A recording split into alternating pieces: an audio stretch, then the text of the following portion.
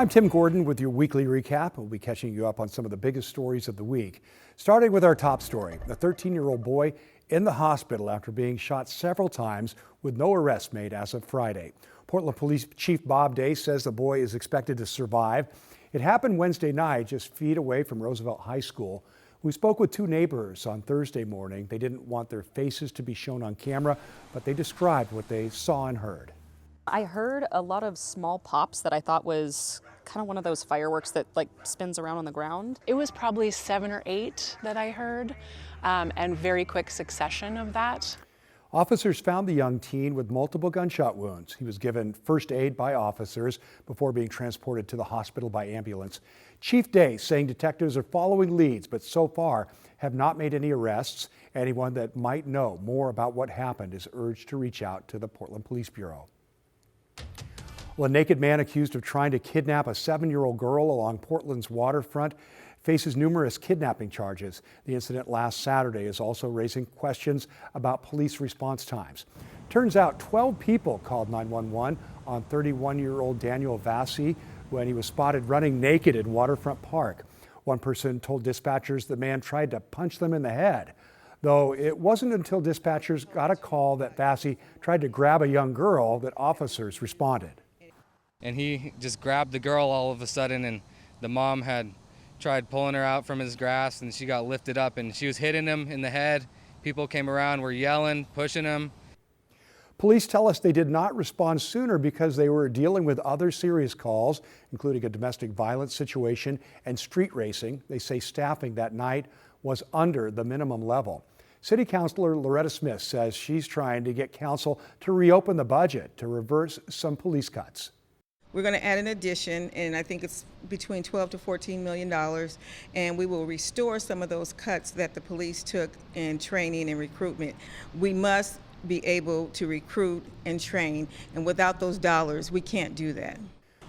The 7-year-old girl was treated for scratches, but is, all things considered, doing okay. Well, the driver involved in a deadly hit and run that killed a tigered mother has pleaded guilty as part of a plea deal. Wednesday, a judge sentenced Ashley Cruz to 30 days in jail and 3 years probation in connection with the 2023 death of Maria Negrete. We heard from Negrete's family, who told us this does not feel like justice. Just remembering her, the way I saw her on the hospital bed, she didn't definitely need to do time for that. Cruz, the driver, is currently in treatment for substance abuse, though it's not clear if that played a role. When the judge asked him why she left the scene after the hit and run, Cruz did not have a response.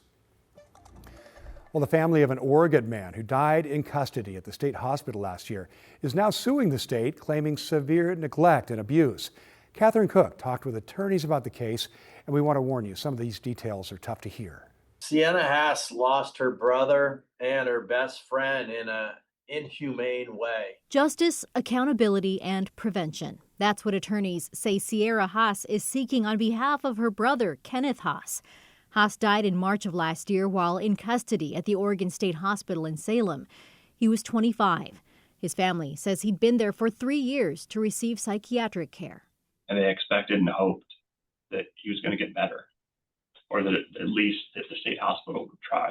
Attorneys say Haas spent his final 250 days in seclusion, locked in a room, often covered in his own feces.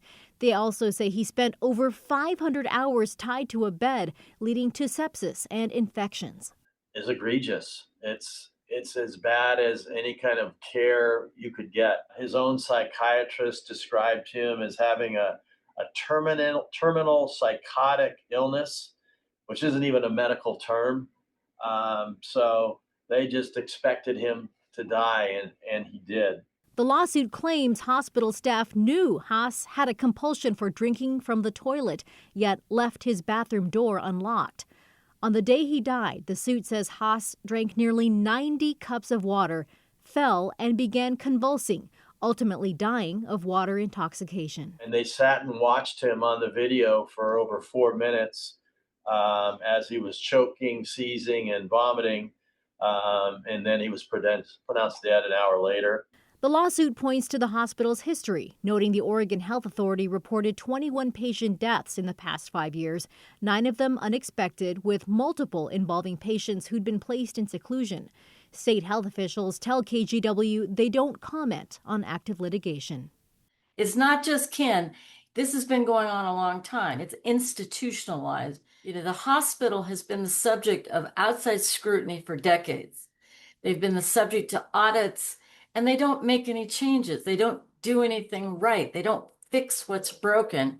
In a statement, Haas's sister said Kenneth deserved respect and dignity, and the hospital failed to acknowledge this and caused him to suffer for so many years. Kenneth would be honored to know that his death can serve to change how those still living at the hospital are treated. That was Catherine Cook reporting.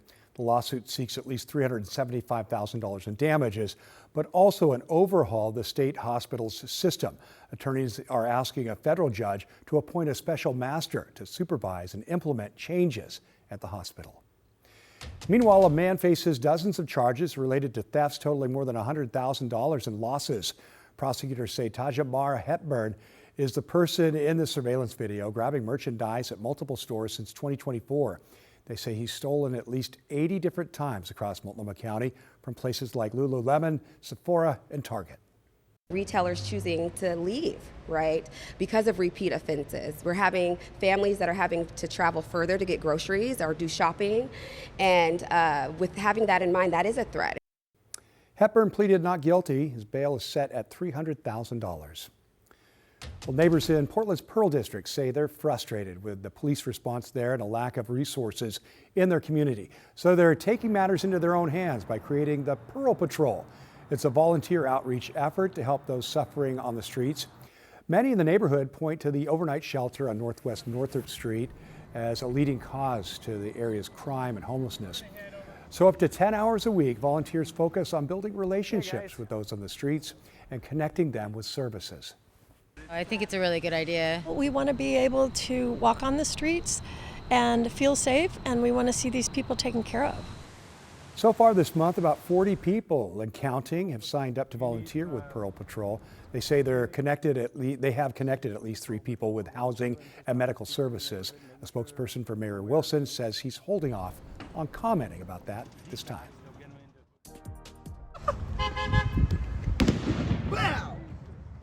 Oh my God. That's cell phone video released by Beaverton Police that they say shows a 19-year-old throwing an illegal firework in a parking lot. This happened last Saturday. The spark from that firework then quickly set the grass on fire. Police say the suspect called 911 to report the fire on Beaverton-Hillsdale Highway and Lombard Avenue, but then left before crews got there. They tracked the suspect down and arrested him for possession of illegal fireworks and reckless burning. Of course, firefighters put out the blaze. To a follow-up to our KGW investigative series into the dangers of laughing gas, with Senator Ron Wyden now championing a federal effort to crack down. Kyle Aboshi has the update. The numbers tell the story. Take a look. In 2019, there were 7 dangerous cases involving nitrous oxide in Oregon. Since then, those numbers have jumped to 70 last year alone. And the Oregon Poison Center says this year, we're on pace to exceed that record number. The problem hidden in plain sight, big colorful tanks of nitrous oxide for sale in gas stations, smoke shops, and convenience stores. Now, Senator Ron Wyden has introduced a bill to crack down on the sale and marketing of this potentially dangerous drug. I've always said that healthcare is far and away the most important issue. And what we want to do is we want to get there before we have these tragedies. The legislation comes after a year-long KGW investigation, which exposed the dangers of nitrous oxide, marketed for whipping cream, but far more often inhaled for a quick high, leading to addiction, serious health problems, and even death. It shouldn't be marketed to anybody. And the fact that it is, being given these bright colors in a way that is attractive to children, regardless of the intent, I don't think that's acceptable at all. Nick Harbour battled addiction, recovered, and now leads a nitrous oxide support group called No to N2O. Unfortunately, I don't think it's going away any more than any other drug epidemic once it really takes hold. But people are getting help. People are getting better. Senator Wyden's proposal calls for a ban on flavoring, which, if approved, would clear the shelves of fruity flavors. Fruit punch, cosmic grape, strawberry stardust. The legislation also establishes size restrictions, limiting cartridges to no more than 8 grams. That would effectively outlaw the large canisters sold in sizes absurd for chefs, but ideal for huffing. Big sucker, huh? Space gas, strawberry stardust. Wyden's proposal would also force retailers to keep nitrous out of public view, create age limits, no one under 21 could buy it, and establish warning labels. The bill also tackles online sales. We know that if you're going to protect kids, you've got to go online, and this is a good solution to go after bad actors. For those impacted by nitrous oxide, this is a step in the right direction, getting large, brightly colored tanks off store shelves. I think it's huge. I think that's the biggest piece of the pie right now. As we've been reporting, lawmakers around the country, including the U.S. House, have introduced legislation aimed at banning the retail sale of nitrous oxide. But Senator Wyden's bill takes a different approach. It works through the Food and Drug Administration to restrict how nitrous can be sold, packaged, and marketed. It also provides funding for public education and prevention programs, something other proposals don't. Kyle Aboshi, KGW News. Well, this week we saw debate over hundreds of millions in taxpayer dollars for upgrades to the Moda Center. On Thursday, the city sent the team a draft of a term sheet, essentially an open offer that will frame the first phase of negotiations, showing what the city wants in return for public funding. And that starts first with a 20-year lease and a commitment that team owners won't relocate the Blazers to another city, plus a requirement to use union labor for renovations. The team would be also responsible for any cost overruns. Fourth, the owners would have to pay $3 million annually in lieu of property taxes. And finally, a requirement for community partnerships and local hiring. Again, all of this is just a starting point and a framework toward a deal. Next up, the Blazers will respond. And City Administrator Raymond Lee hopes this term sheet convinces the team to share more information about the planned renovation. The city is making all efforts to make sure that the Blazers stay here, and this is the permanent home of the Portland Trail Blazers. But we also want to make sure whatever we put forth as it relates to an agreement with the Blazers, this is something that we truly all believe in and something that we can move forward in, and that we're getting that return on that investment, not only from a city perspective and the finances that are going into the deal, but also from a community aspect. Well, the future of the team and the arena was a topic NBA Commissioner Adam Silver discussed at his Summer League press conference in Las Vegas earlier in the week. Silver says the deal seems to have gone off track. Some city officials want owner Tom Dundon to pay the renovations, but he thinks it should be publicly funded. Mayor Wilson, however, wants the city to kick in around $120 million to renovate the facility. What we are most focused on right now, the league office, is the deal that we discussed when we were in Portland in March. I was hoping more progress would have been made by now on that agreement, and it seems to have gone off track in various ways. We're working with both sides to ensure that the Trailblazers can have a long-term future in Portland. Now, we should note there's a deadline about 4 weeks out now for the term sheet to be finalized and approved in order to keep negotiations on track and unlock hundreds of millions in state funding. Well, two of Oregon's oldest universities are set to merge. This merger between Pacific and Willamette universities will create the largest private university in the state, serving more than 6,000 students from Salem to Forest Grove to Hillsborough to Portland. Administrators say the colleges will keep their own names, athletic programs, and admissions processes. They add the merger will create more opportunities for students while helping them operate more efficiently. We might have an education faculty member teaching on the Salem campus, or we might have a data science faculty member from Willamette teaching on the Forest Grove campus. We don't anticipate any reductions in faculty size. And I don't think we expect any short-term changes in the size of the staff. Well, the process is set to begin early next year. It may take up to 2 years to complete. Well, Well, some Cannon Beach homeowners are fighting for what they believe is their right to remove sand from their cabins' beachfront yards. Although the state and now a judge seems to think otherwise. Libby Dowsett reports. Family members say generations have been clearing sand from their patios and their stairs for about 50 years. And now they say about half their property, 30 feet, is now hidden under about 10 feet of sand. All this sand is accumulated. I mean, mounds, feet of sand. Stacy Niedermeyer says her family's property is getting swallowed up by sand. We have a seawall that's attached to a slate deck that's attached to 8 steps and a retaining wall. It's all under sand. These before and after photos on display outside the home on Pacific Drive in Cannon Beach, which she says is one of the town's first cabins built in 1936. I have 30 feet of my own property that has become part of the beach. And that's a liability, but it's also hard to tell people to get off. She says she was shocked when she heard the Oregon Parks and Recreation Department rejected her application for a permit to move the sand from the seawall. And then a judge sided with the state when her family filed a complaint. This has been a 2-year battle, and it's tiring and it's hard, and I'm broke.